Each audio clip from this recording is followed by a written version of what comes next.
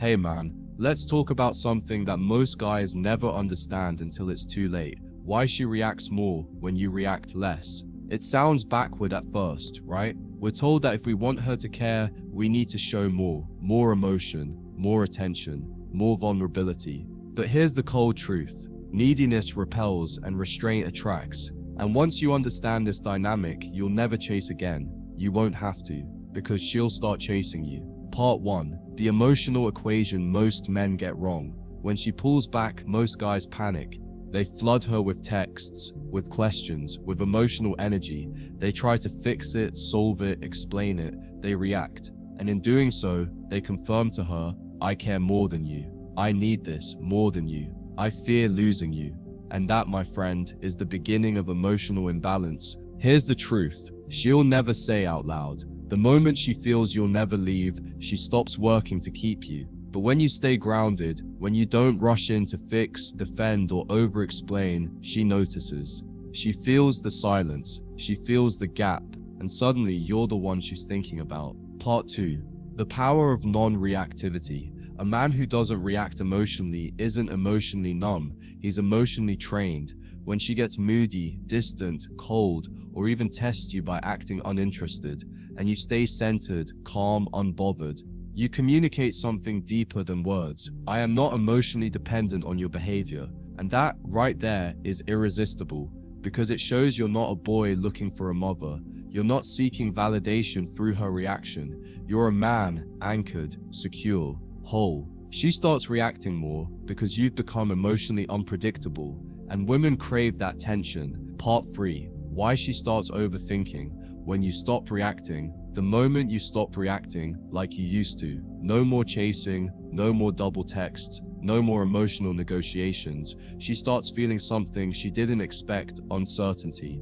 Why isn't he upset? Does he even care anymore? Did I push too far? Is he losing interest? And when those questions start running through her mind, something strange happens. She begins reacting to herself, overthinking, reaching out, trying to get a read on you. Trying to feel your emotional presence again, not because you gave it, but because you withdrew it. That's the paradox. You create more impact by doing less, because silence is not absence, it's power. Part 4. How to stay calm when she's testing. Let's be real, she'll test you. Every high-value man gets tested, and it's not always malicious, it's subconscious. She wants to feel your strength. She wants to know that her storm doesn't shake your foundation.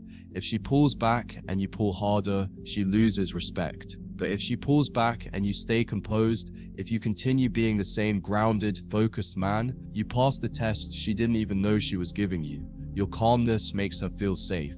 Your stillness makes her feel drawn in. Your non-reaction makes her feel the contrast between boys and men. Part 5. What happens in her mind when you pull back? Emotionally, when you emotionally detach. Not in anger, not in punishment, but in peace. You create space, and in that space, her mind fills the silence. She replays your last conversation. She analyzes your tone. She stalks your social media. She wonders if you're seeing someone else. She imagines you being emotionally happy without her, and what was once predictable becomes a mystery. That mystery, it's what restarts attraction, because obsession is born from uncertainty, and the less predictable you are, the more she reacts. Part 6. Emotional power is in restraint, not explosion. Most men think power comes from being loud, dominant, aggressive.